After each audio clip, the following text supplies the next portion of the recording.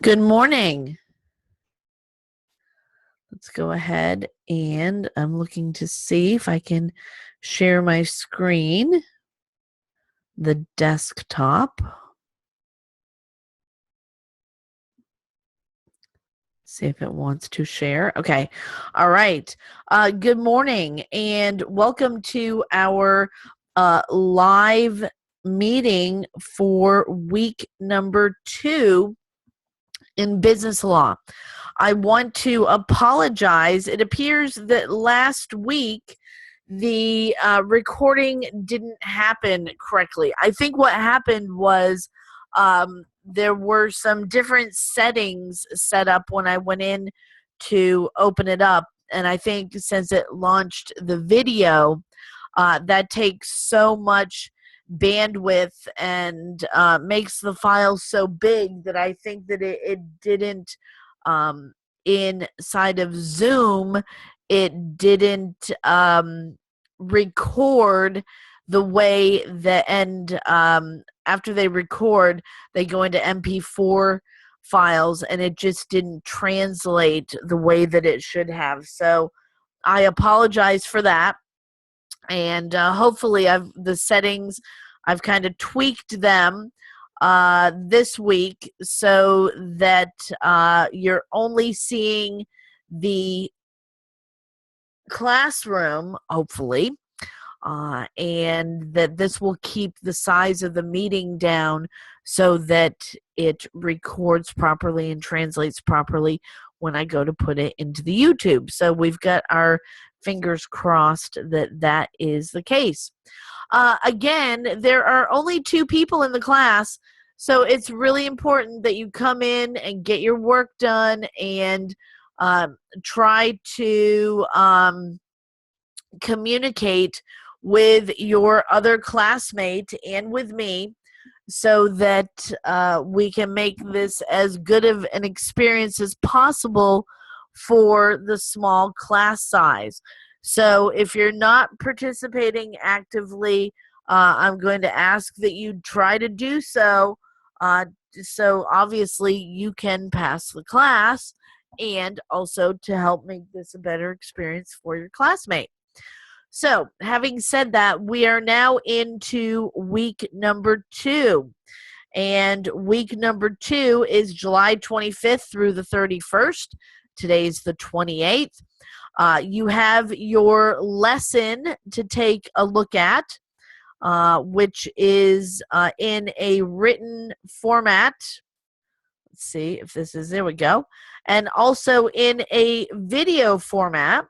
So if you look here, you can see that they are talking about the accounting equation, and you can go through, and this is a good audio version of the information that you need to be looking at for the week. And then, of course, as you know, not only is there the audio, but there is the text, and sometimes the text is the easier thing to look at, or this is the easier thing to go back and refer to after you have had a chance to look at the items in the audio version. So let me get rid of this. And then there's an audio download. You have a discussion, an assignment, the quiz, and the weekly live session. So that's kind of normal for what we've gotten used to. And I want to thank Josh for getting his first discussion loaded in here. What is your position on the employment at will doctrine? Describe the benefits to employers and employees and describe the disadvantages to employers and employees.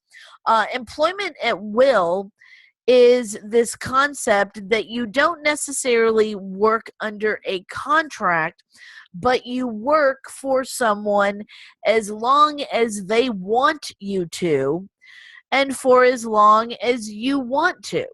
So employment at will means that basically at any time, for any reason that is not discriminatory in nature, you can leave your employment, or your employer can tell you that your employment is done. Now, that has pros and cons, of course, to both employer and employee. The good things about employment at will, if you are an employer, is that you don't have to make long-term commitments to employees. In other words, if you bring someone on board and they're the greatest employee you ever had, but somewhere along the line something happens and their performance really starts to lag, and they become very lackadaisical, you don't have to hold on to them for a long period of time that you may have stipulated if you had a contract. So if you have a contract with someone, let's say you get under contract with someone for 5 years, and 2 years in, they just become an unrecognizable employee, you are going to have to look at buying them out of a contract, or looking for a way to find that they have breached the contract in order to break that. Employment at will would say that at any time, for any reason that's not discriminatory, you could let them go. So that can be a good thing. Now, on the flip side, if you put someone under a contract, then everybody is really aware of what the terms and conditions are. You may put someone under contract and give them a raise every year, a small percentage. And as an employer, that may come out better for you down the road if they end up being the best employee that you ever had, and your competition wants to get a hold of them, and you have them under contract, then you've got a little bit more of a hold over that person, at least for the term of the contract. So employment at will can be good for employers, or it can be bad. For employees, kind of the same thing. It can be good for an employee because if you go in and you start working under certain conditions for an employer, and they decide to sell the business and you don't like the person or company who's bought it, or if a new manager comes in and you really are having a hard time working with them, and the philosophy of the business changes radically from what it was when you started out, employment at will says that you can leave at any time.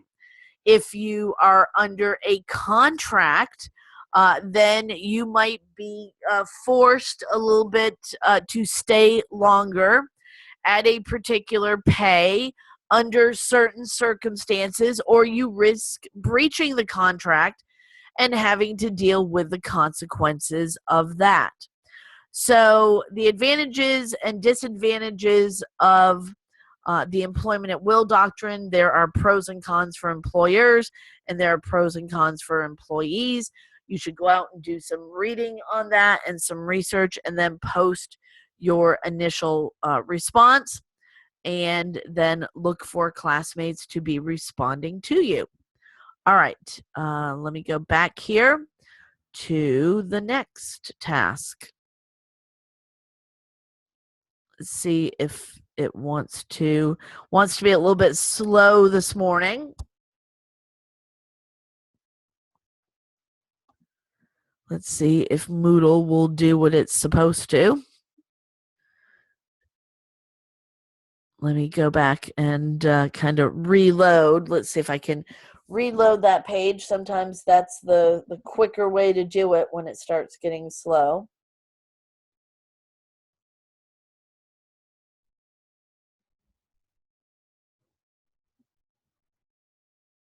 Get out of here. Get to my new tab, and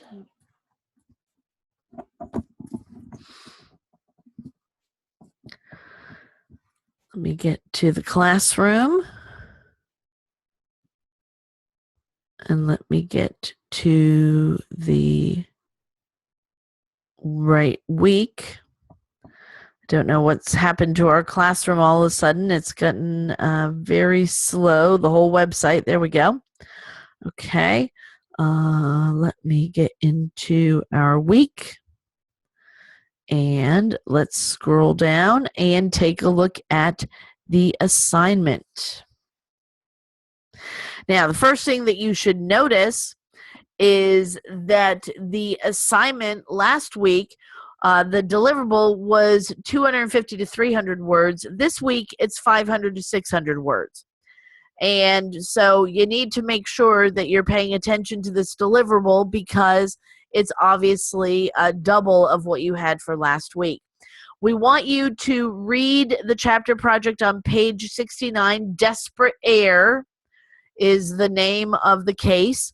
Discuss what options NASH would have regarding disclosing the defect to the property that is owned by Desperate Air. So this gets into when you are in contractual negotiations. There are certain things that the owner is supposed to disclose to prospective buyers. If there are pieces of information that you know about a property, then you need to disclose them to prospective buyers who can't readily discover those items themselves. When we're talking about conveying property from one person or one company to another, it is supposed to be an open transaction so that the parties know what they're dealing with, who they're dealing with, and why.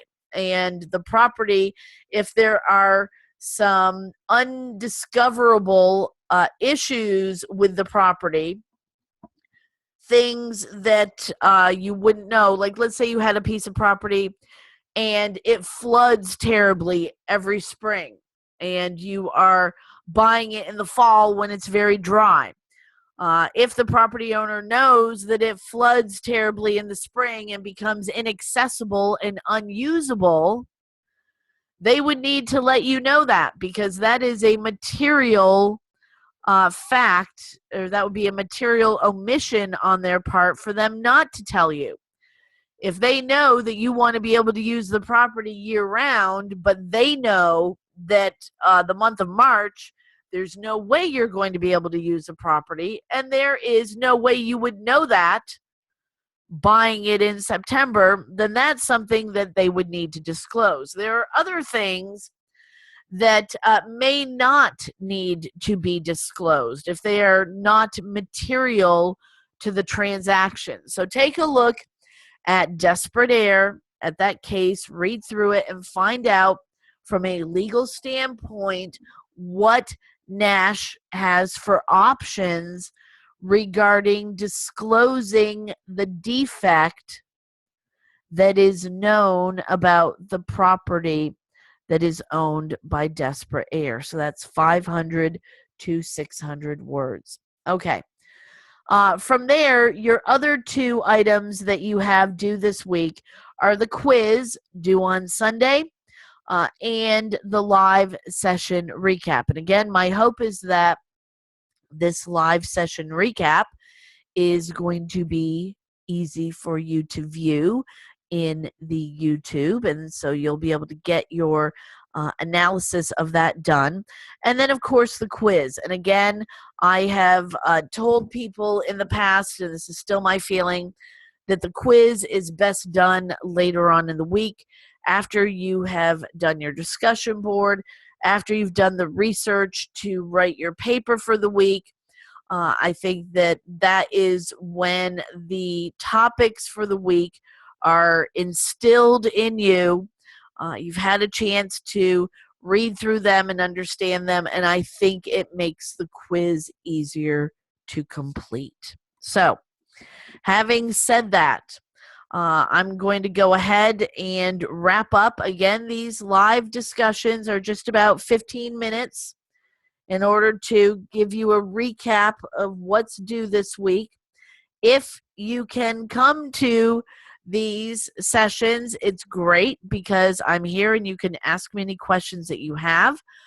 If you are unable to make the sessions, that's why we archive them and put them out on YouTube so that you can take a look at them and get the information as well. So I hope you have a great week too. We are halfway through it. We will be starting week 3 next week, and I'll go ahead and schedule another chat time. It'll probably be earlier in the week next week.